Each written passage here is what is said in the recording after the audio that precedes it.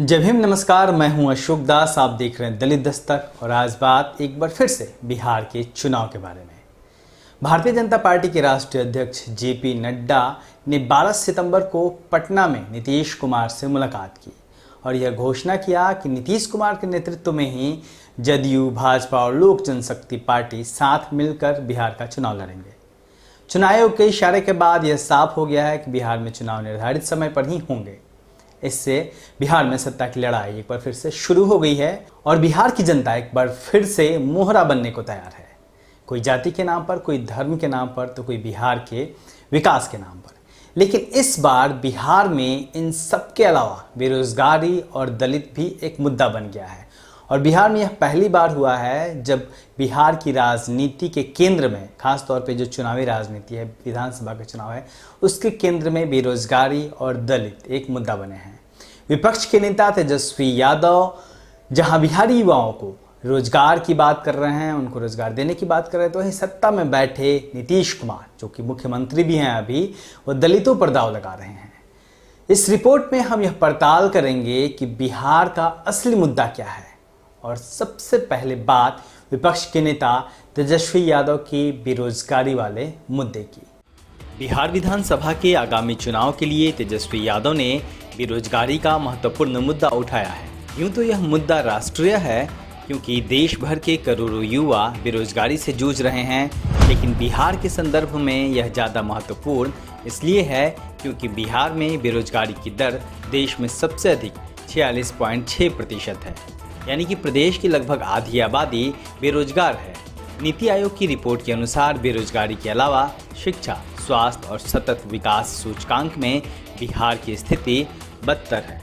5 सितंबर को तेजस्वी यादव ने एक महत्वपूर्ण प्रेस कॉन्फ्रेंस करते हुए बेरोजगारी को मुद्दा बनाया। इस दौरान बेरोजगारी हटाओ नाम से वेब पोर्टल भी लॉन्च किया था। साथ ही तेजस्वी यादव ने टोल फ्री नंबर भी जारी किया।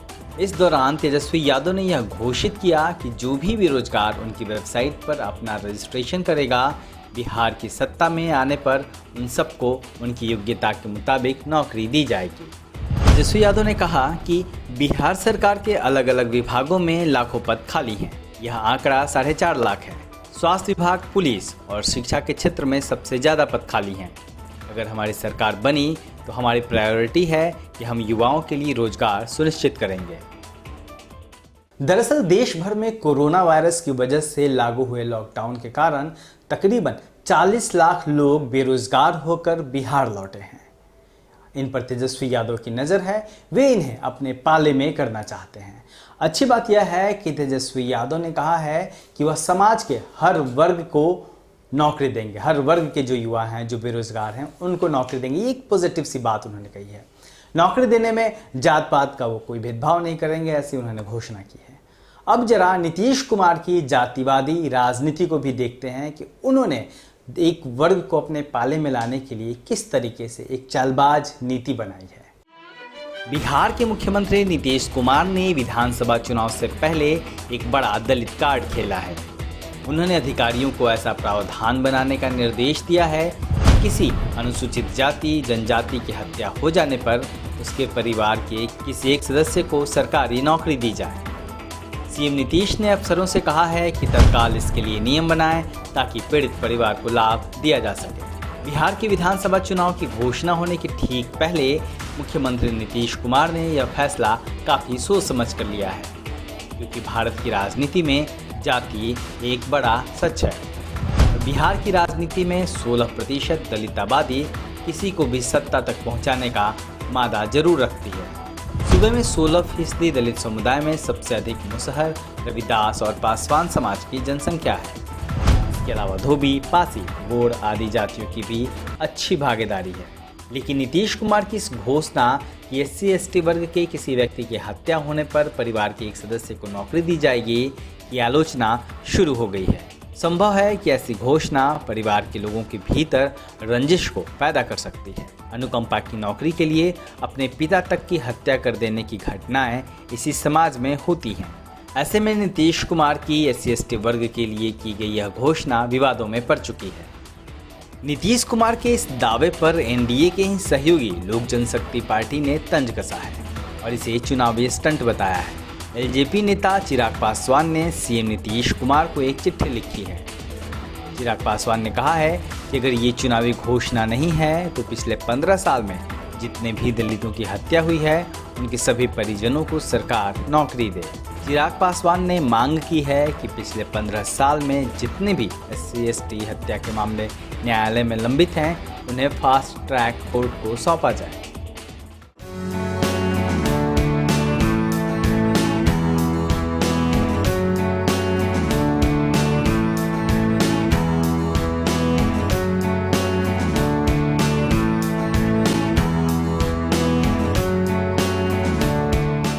चिराग पासवान का यह आरोप बिल्कुल ठीक लगता है कि नीतीश कुमार के तमाम दावे चुनावी स्टंट हैं, क्योंकि इससे पहले नीतीश कुमार ने SC/ST समाज को 3 डिसमिल जमीन देने का वादा भी किया था। वह सत्ता में भी आए थे, लेकिन वह वादा अभी तक पूरा नहीं हो पाया है और यह महज चुनावी घोषणा भर बनकर रह गया।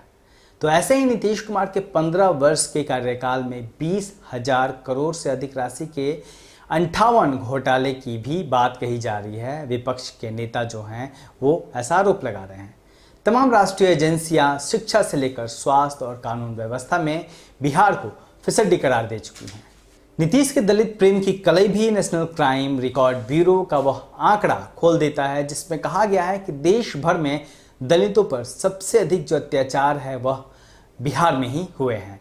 दलितों पर अत्याचार का राष्ट्रीय औसत जहां 21.8% है तो वहीं बिहार में यह औसत 40.7% है। ऐसा नेशनल क्राइम रिकॉर्ड ब्यूरो के आंकड़े बताते हैं। अब तक बिहार की बदहाली का दोष लालू यादव पर मढ़ने का नीतीश और भाजपा का फार्मूला भी इस बार चलता नहीं दिख रहा है, क्योंकि बिहार की सत्ता में नीतीश को काबिज हुए भी एक लंबा अरसा बीत चुका है। वो लगातार कई बार बिहार के मुख्यमंत्री बन चुके हैं। ऐसे में अब उनका लालू यादव को दोष देने का दावा खारिज हो चुका है। नीतीश को इस चुनाव में बिहार की जनता को यह हिसाब देना होगा कि उन्होंने पिछले 15 सालों में क्या किया, क्योंकि कोरोना काल और लॉकडाउन के दौरान जब बिहार के लोगों को, जो कि देश के तमाम हिस्सों में हैं, मुख्यमंत्री नीतीश कुमार की ज़रूरत थी, वो लगातार उनसे मदद की गुहार लगा रहे थे। जनता परेशान थी, बेहाल थी। उस दौरान नीतीश कुमार, जो कि बिहार के मुख्यमंत्री हैं, गायब थे। उससे भी बिहार के लोगों में नीतीश कुमार को लेकर बहुत गुस्सा है और तेजस्वी यादव का बेरोजगारी और बिहार की बदहाली का मुद्दा ज़्यादा प्रभावी लग रहा है। आने वाले दिनों में सरगर्मी और बढ़ेगी बिहार की और हमारी नज़र लगातार बनी रहेगी बिहार की राजनीति में, वहाँ की चुनावी राजनीति में, और जो आने वाले विधानसभा चुनाव है उसको लेकर क्या उठापटक चल रही है, क्या रणनीति रह रही है। हम उस पर लगातार नज़र बनाए रखेंगे और आप तक वो सूचनाएँ पहुँचाएँगे। आप देखते रहिए दलित दस्तक। जय भीम और हमारे चैनल को भी जरूर सब्सक्राइब करिए।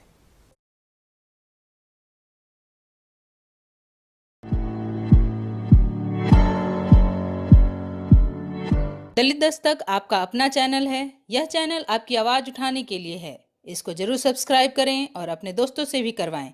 बेल आइकॉन पर भी जरूर क्लिक करें।